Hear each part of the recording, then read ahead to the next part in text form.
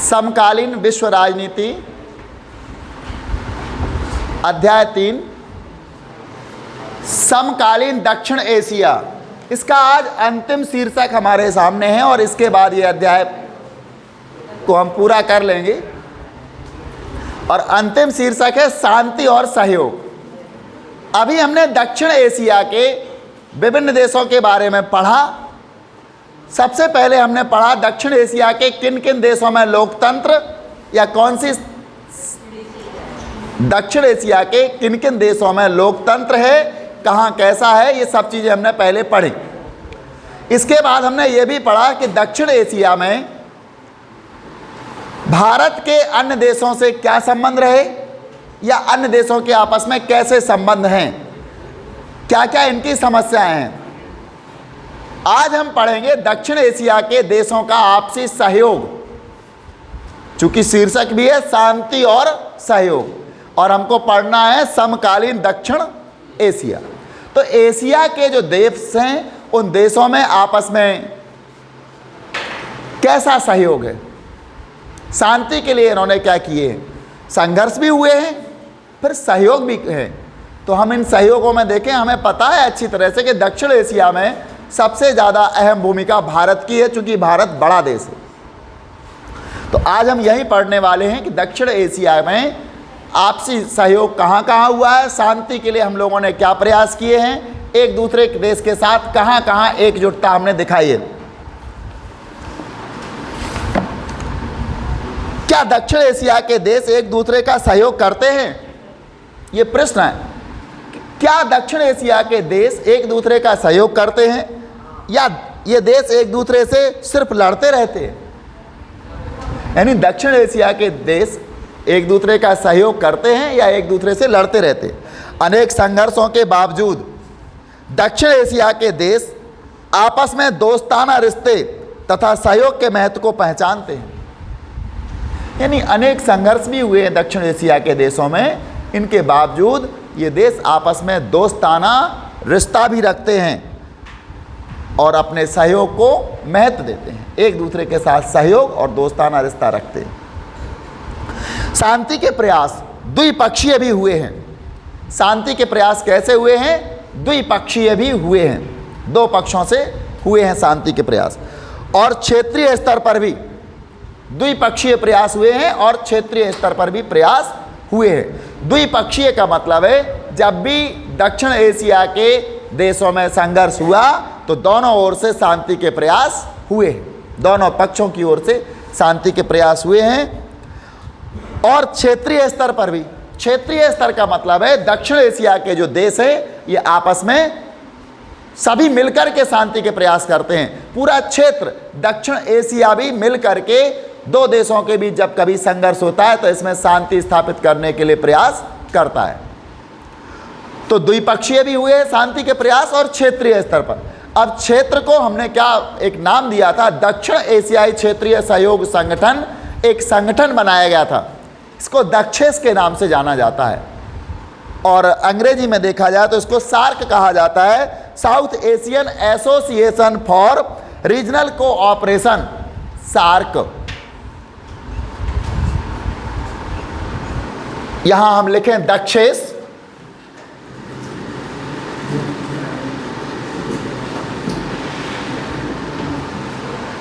दक्षिण एशियाई क्षेत्रीय सहयोग संगठन, दक्षेस। इसको अंग्रेजी में हम सार्क कहते हैं, एशियन एसोसिएशन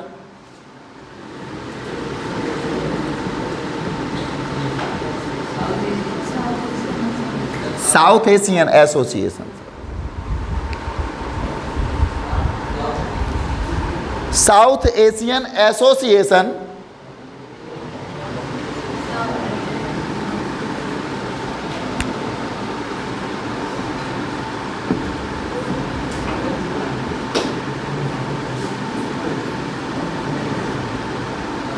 एशियन एसोसिएशन यानी दक्षिण एशियाई एसोसिएशन का मतलब होता है एक प्रकार से संगठन फॉर रीजनल कोऑपरेशन।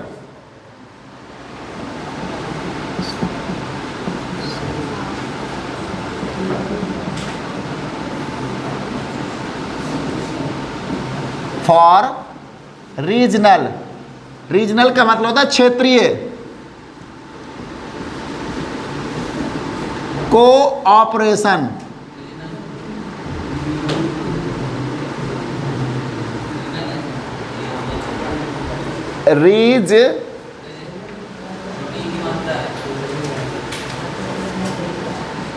रीजनल कर दो, रीजनल ही होता है ऐसे। कोऑपरेशन, इसको सार्क,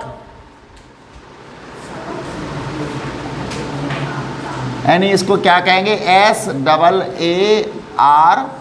सार्क। एस से हो गया साउथ, ए से हो गया एशियन, इस ए से हो गया एसोसिएशन फॉर रीजनल कोऑपरेशन, सी से हो गया कोऑपरेशन, यानी दक्षिण एशियाई क्षेत्रीय सहयोग संगठन, शॉर्ट में हो गया ये दक्षिण एशियाई देशों द्वारा बहुस्तरीय संसाधनों के आपस में सहयोग करने की दिशा में उठाया गया बड़ा कदम है। यानी दक्षिण एशिया के देशों ने क्या बनाया, इसकी स्थापना कर ली, सार्क की स्थापना कर ली, और सहयोग स्थापित करने के लिए दक्षिण एशिया द्वारा उठाया गया, या दक्षिण एशिया के देशों के द्वारा उठाया गया ये बहुत बड़ा कदम था, जिससे दक्षिण एशिया के सभी देश एकत्रित हो सके और संगठित हो सके। इसकी शुरुआत 1985 में हुई। कब हुई थी इसकी शुरुआत? 1985 में इसकी शुरुआत हुई थी। दुर्भाग्य से विभेदों की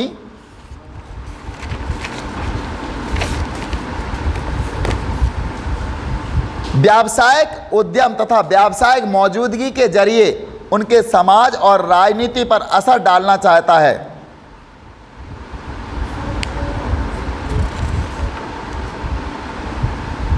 नहीं, दुर्भाग्य से विभेदों की मौजूदगी के कारण, विभेदों की मौजूदगी, चूंकि दक्षिण एशिया के देशों में आपस में विभेद थे, कोई किसी बात पर लड़ रहा था, कोई किसी बात को लेकर लड़ रहा था, हर जगह संघर्ष चल रहे थे, तो विभेद थे।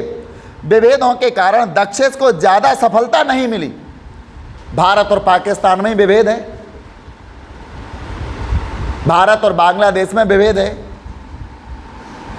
भूटान और बांग्लादेश में विभेद है। तो इन विभेदों के कारण दक्षिण को सफलता नहीं मिली। दक्षिण के सदस्य देशों ने सन 2002 में, यानी 2002 की बात है, दक्षिण के सदस्य देशों ने सन 2002 में दक्षिण एशियाई मुक्त व्यापार क्षेत्र, यानी दक्षिण के सदस्य देश,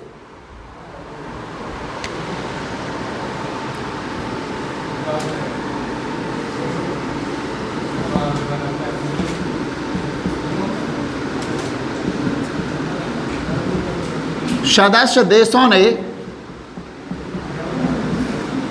सन 2002 में एक और स्थापना कर डाली दक्षिण एशिया के लिए, दक्षिण एशियाई मुक्त व्यापार क्षेत्र समझौता। दक्षिण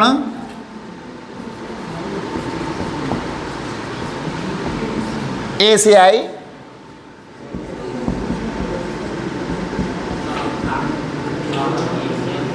दक्षिण एशियाई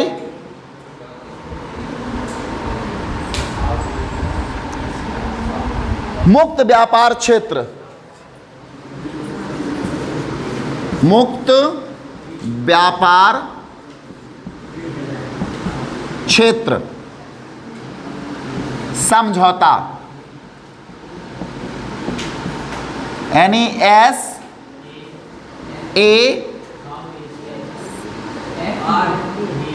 साफ्टा, SAFTA,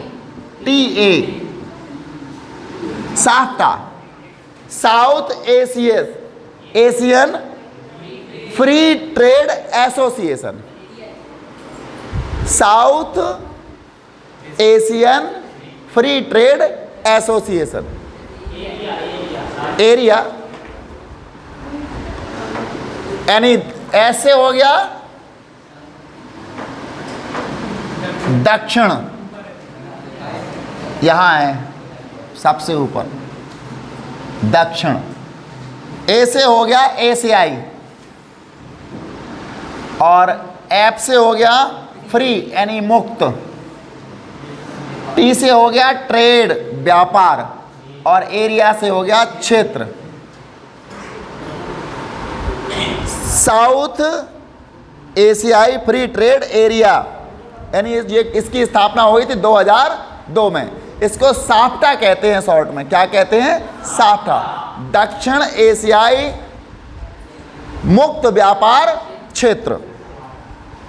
इस पर दस्तखत कर दिए दक्षिण एशिया के देशों ने। इसमें पूरे दक्षिण एशिया के लिए मुक्त व्यापार क्षेत्र बनाने का वायदा है। यदि दक्षिण एशिया के सभी देश अपनी सीमा रेखा के आर पार मुक्त व्यापार पर सहमत हो जाएं, यानी दक्षिण एशिया के जो देश हैं, 7 देश हैं इसमें, ये आपस में आर पार सीमाओं के लिए समझौते को तैयार हो जाए या व्यापार पर सहमत हो जाएं, तो इस क्षेत्र में शांति और सहयोग के नए अध्याय की शुरुआत हो सकती है। यानी ये कहना चाह रहे हैं कि दक्षिण एशिया के जो देश हैं वो अपनी सीमा के पार व्यापार के लिए सहमत हो जाएं, सीमा के पार भी व्यापार करें, अंदर भी व्यापार करें, इसके लिए वो सहमत हो जाएं, तो क्या होगा? एक नए अध्याय की, सहयोग के एक नए अध्याय की शुरुआत हो जाएगी। दक्षिण एशिया मुक्त व्यापार क्षेत्र समझौते यानी साफ्टा के पीछे यही भावना काम कर रही है। यानी इसके पीछे कौन सी भावना कर रही है? साफ्टा के पीछे SAFTA, इसके पीछे यही भावना काम कर रही है, जिससे दक्षिण एशिया के जो सदस्य देश हैं दक्षिण के, वो सीमा के पार व्यापार के लिए सहमत हो जाए।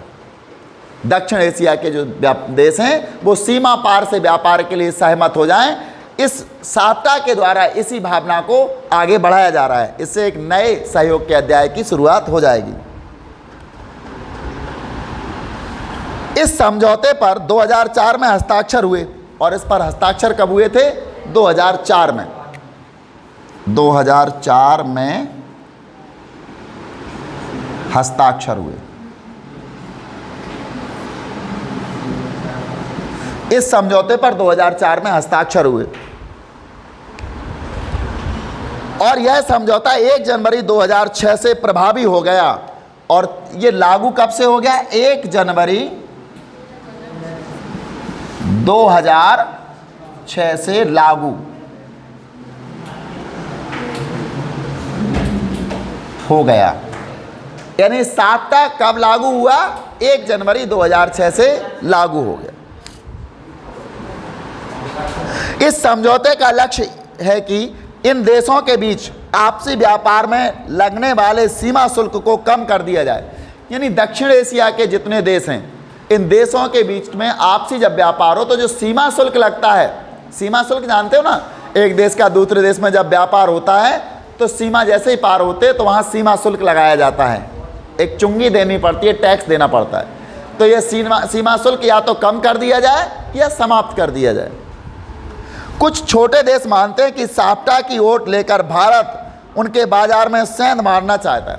चूँकि दक्षिण एशिया का बॉस भारत ही है, भारत बड़ा देश है, तो कुछ देशों का, छोटे देशों का मानना है कि भारत साफ्टा की आड़ में, इस समझौते की आड़ में हमारे बाजारों में सेंधमारी करना चाहता है, घुसना चाहता है।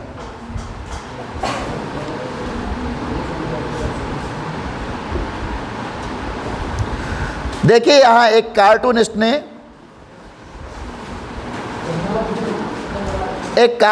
यहाँ एक चित्र दिया है, कार्टून बना के दिया है।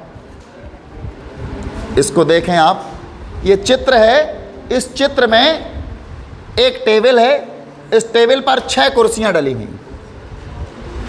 और 6 कुर्सियां डली हैं। साइड में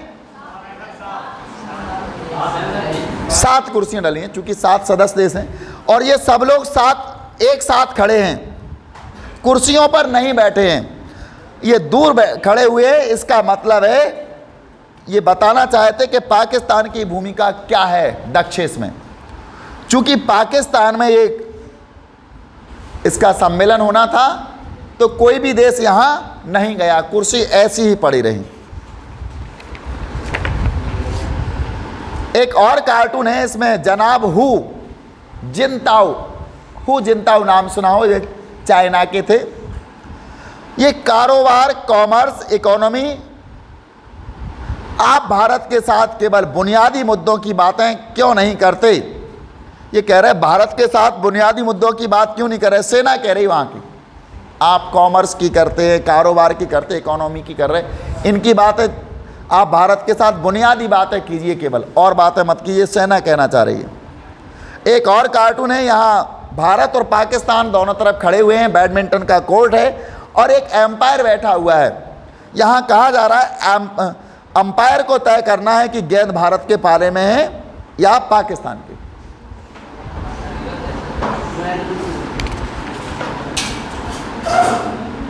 तो दक्षिण एशिया के छोटे छोटे देश हैं, ये क्या कहते हैं कि भारत हमारे बाजार में साफ्टा की आड़ में सेंधमारी करना चाहता है, व्यावसायिक उद्यम तथा व्यावसायिक मौजूदगी के जरिए उनके समाज और राजनीति पर असर डालना चाहता है। छोटे छोटे देश दक्षिण एशिया के ये भी कहते हैं कि भारत अपने व्यवसाय के द्वारा, अपने उद्यमों के द्वारा हमारे राजनीति, समाज पर और राजनीति पर असर डालना चाहता है। भारत सोचता है कि साफ्टा इस क्षेत्र के हर देश को फायदा होगा। भारत का मानना है कि साफ्टा से इस क्षेत्र के सभी देशों को फायदा होगा। कौन से क्षेत्र के? दक्षिण एशिया के जो देश हैं, इन सभी देशों को फायदा होगा इससे। और क्षेत्र में मुक्त व्यापार बढ़ने से राजनीतिक मसलों पर सहयोग ज़्यादा बेहतर होगा। और दक्षिण एशियाई क्षेत्र में यदि मुक्त व्यापार होगा तो राजनीतिक मसलों पर भी असर पड़ेगा। भारत में कुछ लोगों का मानना है कि साफ्टा के लिए परेशान होने की ज़रूरत नहीं, क्योंकि भारत भूटान, नेपाल और श्रीलंका से पहले ही द्विपक्षीय व्यापार समझौता कर चुका है।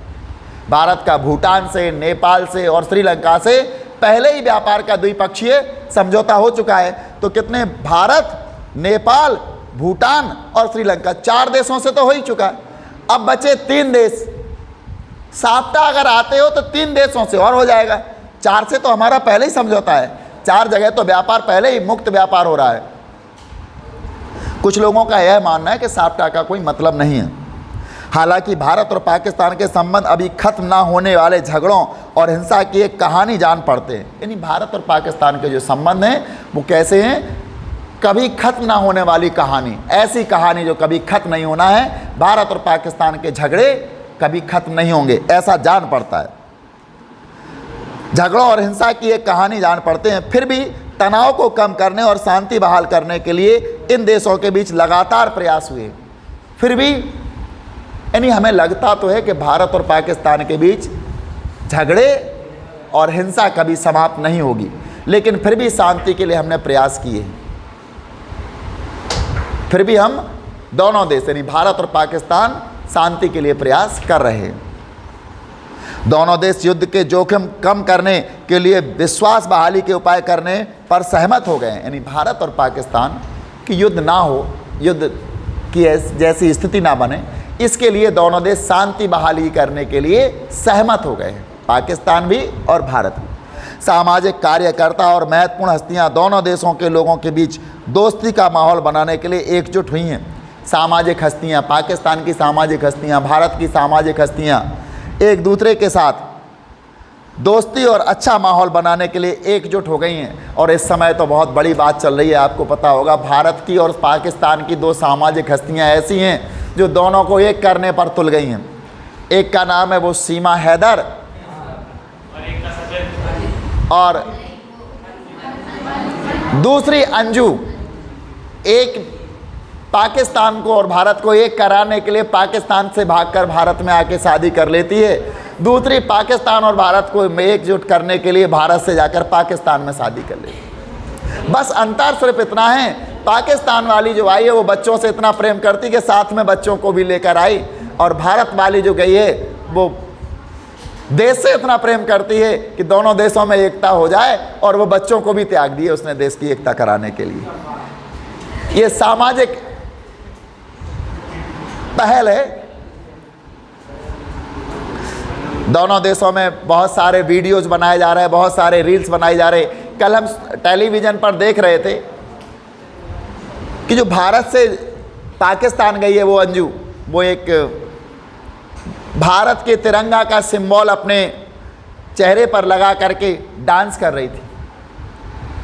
तो कहीं ना कहीं उसके हृदय में भारत बसा है, हम तो यही मानते हैं कि उसने जो भी किया है देश के हित में कर रही हो, शायद उसकी योजना ऐसी हो। दोनों देशों के नेता एक दूसरे को बेहतर ढंग से समझने और दोनों देशों के बीच मौजूद बड़ी समस्याओं के समाधान के लिए सम्मेलन में भेंट करते हैं। जब भी कहीं विश्व स्तर के किसी मंच पर सम्मेलन होता है, विश्व स्तर के किसी मंच पर सम्मेलन होता है, वो विदेश के किसी भी देश में हो, संयुक्त राष्ट्र संघ में हो या दक्षिण का हो, या जो भी सम्मेलन होते हैं हमारे, जहाँ विश्व स्तर के देश इकट्ठे होते हैं, वहाँ भारत और पाकिस्तान के जो नेता होते हैं वो आपस में मिलते हैं, सहयोग बढ़ाने का प्रयास करते हैं, मौजूदा समस्याओं से एक दूसरे देश को अवगत कराते हैं। पिछले 5 वर्षों के दौरान दोनों देशों के पंजाब वाले हिस्से के बीच कई बस मार्ग खुले हैं। अब वीज़ा आसानी से मिल जाता है। पाकिस्तान का वीज़ा भारत को और भारत का वीज़ा पाकिस्तान को के नागरिकों को आसानी से मिल जाता है। कोई भी क्षेत्र हवा में नहीं होता। चाहे कोई क्षेत्र अपने को गैर इलाकाई ताकतों से अलग रखने की जितनी भी कोशिश करे, उस पर बाहरी ताकतों और घटनाओं का असर पड़ता ही है। यहाँ ये कहना चाहते कि कोई भी बात हो, बाहरी ताकतों का भी उस पर असर पड़ता है। चीन और संयुक्त राज्य अमेरिका दक्षिण एशिया की राजनीति में अहम भूमिका निभाते हैं। चीन का और दक्षिणी अमेरिका का भारत की राजनीति पर गहरा प्रभाव है, दक्षिण एशिया की राजनीति पर गहरा प्रभाव है। पिछले 10 वर्षों में भारत और चीन के संबंध बेहतर हुए हैं। चीन की रणनीति साझेदारी पाकिस्तान के साथ है और यह भारत चीन संबंधों में एक बड़ी कठिनाई है। चीन ने लड़ने संबंधी रणनीति या युद्ध नीति की साझेदारी किससे है? चीन की पाकिस्तान से है, और ये भारत को बात खटकती है और यहीं संबंध खराब हो जाते हैं। विकास की जरूरत और वैश्वीकरण के कारण एशिया महादेश के 2 बड़े देश ज़्यादा नज़दीक आए हैं। यानी एशिया महाद्वीप के 2 बड़े देश भारत और चाइना, ये विकास की राजनीति के कारण एक दूसरे देश के नज़दीक आए हैं। सन 1991 के बाद से इनके आर्थिक संबंध ज़्यादा मजबूत हुए हैं। 1991 के बाद कौन सी घटना घटी पता है आपको? 1991 में उदारीकरण और वैश्वीकरण, ये 2 प्रक्रियाएं चली दुनिया में, उदारीकरण और वैश्वीकरण। इस कारण भी भारत और चीन एक दूसरे के नज़दीक आए हैं। शीत युद्ध के बाद, जैसे ही शीत युद्ध समाप्त हुआ, सोवियत संघ और संयुक्त राज्य अमेरिका का जो शीत युद्ध था वो समाप्त हुआ, तो दक्षिण एशिया में अमेरिकी प्रभाव तेजी से बढ़ा। जब शीत युद्ध समाप्त हुआ, सोवियत संघ का विघटन हो गया, तो दक्षिण एशिया में अमेरिका का प्रभाव तेजी से बढ़ा। अमेरिका ने शीत युद्ध के बाद भारत और पाकिस्तान दोनों से अपने संबंध बेहतर किए हैं। शीत युद्ध के बाद भारत और पाकिस्तान दोनों से अपने संबंध बेहतर किए हैं। वह भारत पाक के बीच लगातार मध्यस्थ की भूमिका निभा रहा है। भारत और पाकिस्तान के बीच लगातार मध्यस्थ की भूमिका निभा रहा है। दोनों देशों में आर्थिक सुधार हुए हैं और उदार नीतियां अपनाई गई हैं। दोनों देशों में आर्थिक सुधार भी हुए हैं और उदार नीतियां अपनाई गई हैं। इससे दक्षिण एशिया में अमेरिकी भागीदारी ज़्यादा गहरी हुई है। अमेरिका में दक्षिण एशियाई मूल के लोगों की संख्या अच्छी खासी है। फिर इस क्षेत्र की जनसंख्या और बाजार का आकार भी भारी भरकम है। इस कारण इस क्षेत्र की सुरक्षा और शांति के भविष्य से अमेरिका के हित भी बंधे हुए हैं। यानी अमेरिका भी चाहता है कि दक्षिण एशिया क्षेत्र में शांति रहे। जिससे शांति रहेगी तो अमेरिका के हित भी इसमें निहित हैं, अमेरिका को भी इससे लाभ होने वाला है। बहरहाल दक्षिण एशिया के संघर्षों की आशंका वाले क्षेत्र, जो दक्षिण एशिया के संघर्षों की आशंका वाले क्षेत्र हैं के रूप में पहचाना जाता है। यानी दक्षिण एशिया को ऐसे क्षेत्रों के रूप में पहचाना जाता है जो संघर्षों की आशंका से भरा हुआ क्षेत्र है। कभी भी संघर्ष हो सकते हैं दक्षिण एशिया में, अथवा यह एक ऐसे क्षेत्रीय गुट के रूप में उभरेगा जिसके सांस्कृतिक गुण, धर्म तथा व्यापारिक हित एक हैं। यह बात किसी बाहरी शक्ति से ज़्यादा यहाँ के लोगों और सरकारों पर निर्भर करती है। या फिर दक्षिण एशिया इस प्रकार उभर कर आएगा कि यहाँ के सांस्कृतिक गुण बहुत अच्छे हैं, धर्म अच्छा है, व्यापारिक हित अच्छे हैं। ऐसे हितों को लेकर भी उभर सकता है दक्षिण एशिया।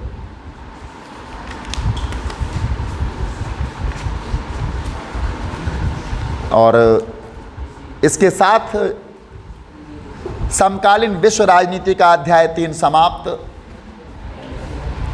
हो चुका है। आगे हम अध्याय 4 अंतर्राष्ट्रीय संगठन, और बहुत महत्वपूर्ण अध्याय आने वाला है आगे, इसका नाम होगा सार्क, नहीं संयुक्त राष्ट्र संघ। ये सार्क तो यहां तक हो गया, अब संयुक्त राष्ट्र संघ प्रारंभ होगा, जो विश्व शांति स्थापित करने के उद्देश्य से स्थापित हुआ था। तो अगले वीडियो में, कल की क्लास में, हम अध्याय 4 अंतर्राष्ट्रीय संगठन, संगठन नाटो, सॉरी यूएनओ, इस पर चर्चा करेंगे।